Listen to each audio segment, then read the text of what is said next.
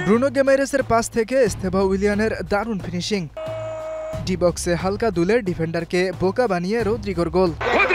ডিফেন্ডারের ভুলে সহজেই বল জালে জড়িয়ে এস্তেভাওয়ের জোড়া স্কোর।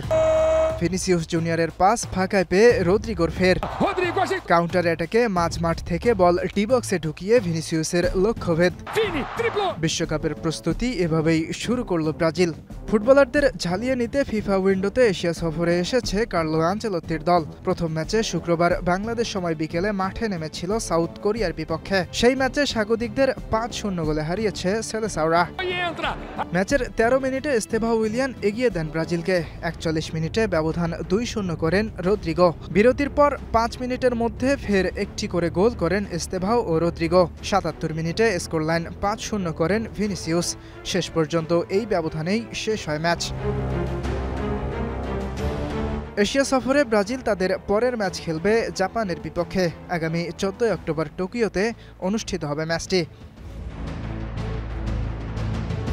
ইয়াসির আরাফাত সবুজ, স্টার নিউজ।